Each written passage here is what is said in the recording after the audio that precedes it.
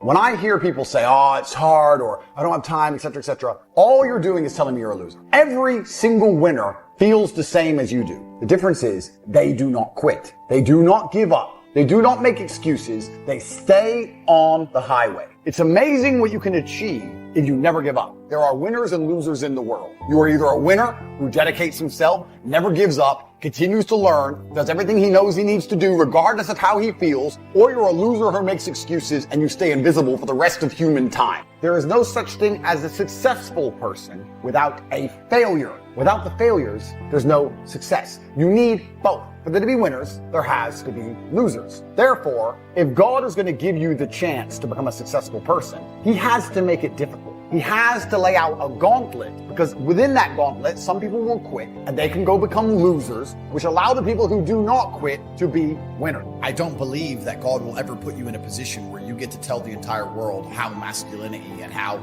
rigid mental model and how an iron mind works without ever being tested. How do you end up in a position where you get to go through life saying, this is mental fortitude, this is how you should think, this is how you be resilient, and nothing ever happened to you? And you just get to go around talking about resilience, driving around in Ferraris and having a nice, easy life. Of course, you have to go through bad things to understand that mentality, but bad things are always going to happen to people who have that mentality, I'd like to think, because God is going to test and make sure you're genuine about it, which is why Jordan Peterson's fallen off. He was really looked up to and respected, and then he got into some difficulties and became a drug addict. To sit and tell people how to think and how they should look at the world and what mental model they should adopt and then become a drug addict because you get stressed about your wife having cancer, she didn't even die. It's just hypocritical. So he put himself in a position as a master of mental models, and God said, okay, let's test you. And he failed. I was in a position of master of mental models, and God tested me and I passed. I don't lie to God because I promise the things I say I mean. And I really don't think I've even been through anything that difficult. Yeah, I went to jail. Yeah, I was locked in my house for 3 years. Yeah, they took all my money. Yeah, they stopped seeing my mom when she had a heart attack. Yeah, they've tried to destroy my reputation. Yes, they insult me in the new media, blah, blah, blah, blah.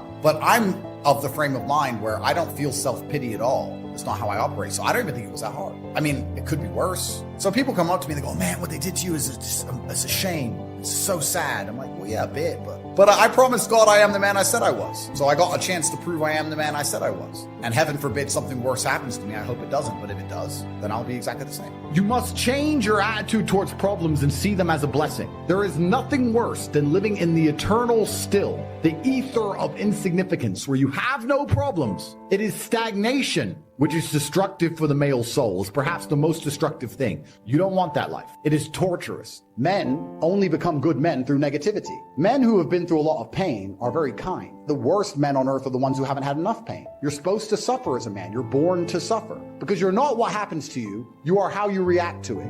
This is one of the things when I say like depression isn't real. People say, oh, you don't understand. Let me counter that argument by saying, I understand very well. Me convincing myself and me deciding that depression isn't real is how I prevent myself from ever feeling depressed. I've only constructed that mental model because I've been in situations in my life where I felt depressed. I'm not saying depression isn't real because I've never felt depressed. I'm saying depression isn't real because I've been very depressed. I understand struggle and mental health and all these things. And yeah, jail was another chance to certainly touch on them, because in real life, when you have my kind of resource, you can distract yourself. If you're sitting around and feel a bit mopey, I can literally make a phone call and in 45 minutes be in the air on my way to anywhere on the planet to do anything I want. I'm not saying it fixes all mental health, but it distracts you. Whereas in jail, you are stuck alone with your thoughts. And it was certainly a test of my mental resolve. And I would say that I passed. There was never a day where I broke down. There was never a day where I couldn't handle it. There was never a day I couldn't hack it. It was certainly a test. And also, you go through life telling everyone you're the baddest motherfucker there is. Sooner or later, someone's going to test you. You walk in the pub and you say, I'm the hardest man there is. Sooner or later, someone's going to fight you. And life's like that. You want to be the top G and you want to go through life and say, I'm the top G. Then God's going to say, well, we're going to see if you deserve to call yourself the top G or not. We're going to put you in a Romanian jail cell. We're going to leave you there to rot. And the biggest mindfuck is I thought I was going to be in there for years. Everyone's telling me years. So maybe God was just seeing, he was watching me and he was having a look and saying, you want to call yourself top G? Let's see. Life as a man is pretty shit and you're going to feel shit for a pretty large percentage of the time. But you're only going to ever escape that if you just perform regardless. As a man, you can't say, I will perform when I feel good. It doesn't work that way because our heads are too complicated and life's too complicated. There's too much on our shoulders and we have too much stress and too much pressure. You have to be the kind of person who says, I perform regardless. I have to believe it's going to make me a better person.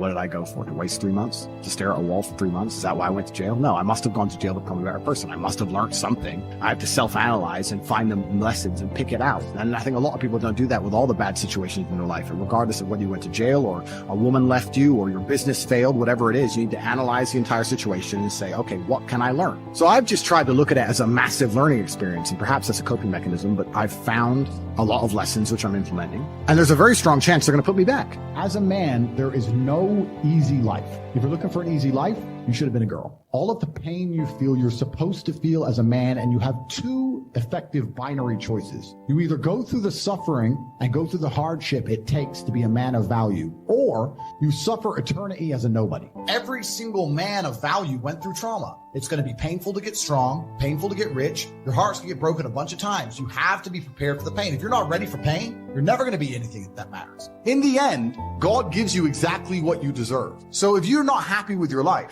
you have to ask yourself, do you really deserve more? Have you really tried 100% of the time? Are you as competent as you could possibly be?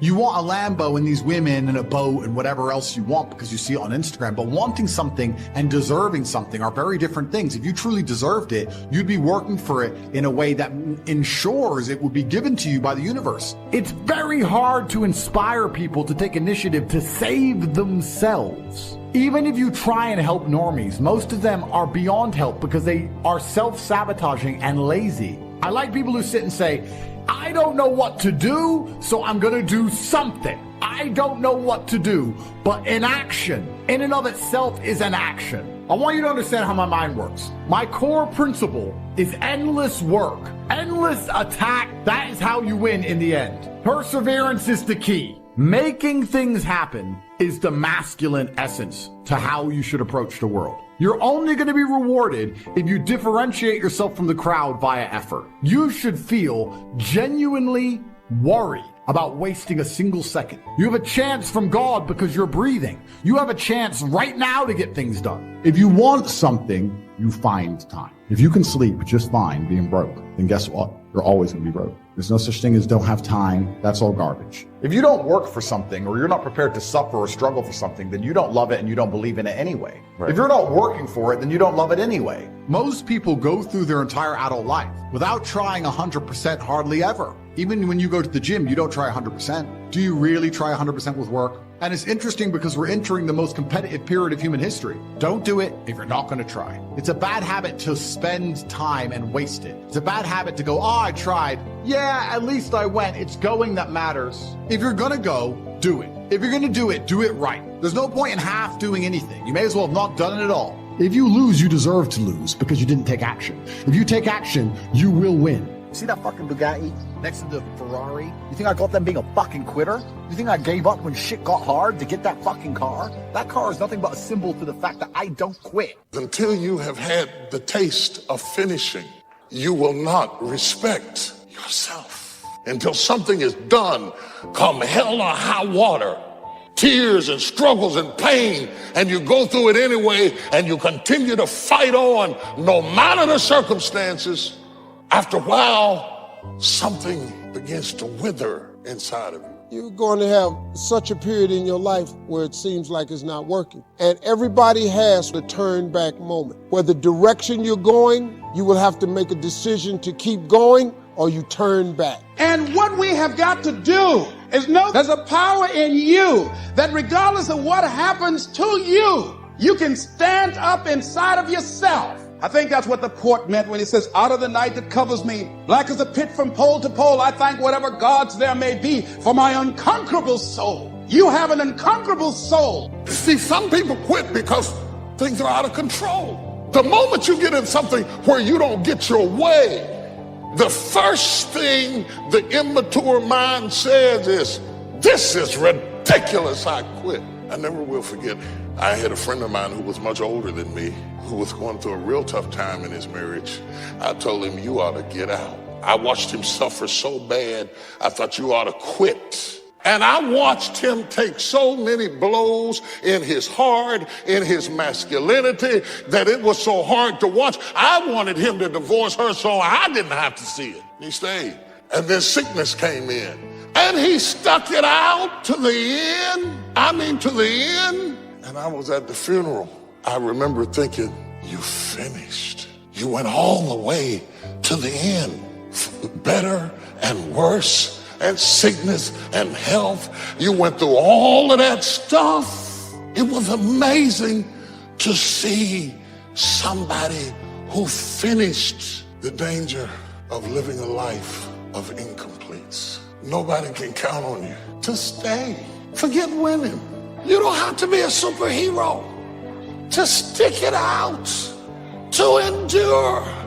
They used to come in my office and say, I'm leaving him because he's beaten me. Now they come in my office, they say, I'm leaving because I'm not happy. Who told you you was gonna be happy? Who do you know in your life that is happy all the time? To the person who keeps quitting, you have to live with that infection, that propensity to never finish. Are there any fighters in here? I fought my way up. I fought to get to work.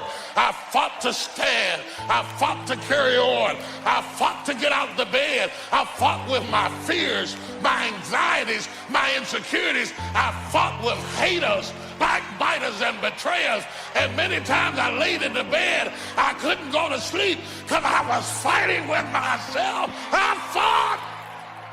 I fought a good fight. I lost a lot of stuff. I lost a lot of friends. I lost a lot of money. Down on my knees, I was still believing. Lonely, I was believing. Betrayed, I was. If you lose a job, keep the faith. If you have to move in with your mama, keep the faith. If you have to catch the bus, keep the faith. If you get sick, keep the faith. If you got heart trouble, keep the faith. You might not get a new heart, but you got to keep your faith. Keep praising, keep thanking. That's when the miracle is going to take place. My business is still slow. Keep on walking. These people at work are still not treating me right. Keep on walking. God sees your obedience. He hears you praising when you could be complaining. He sees you stretching when you could be shrinking back. When you prove to God that you're going to do the right thing even when it's hard, then you're going to see God do awesome things in your life.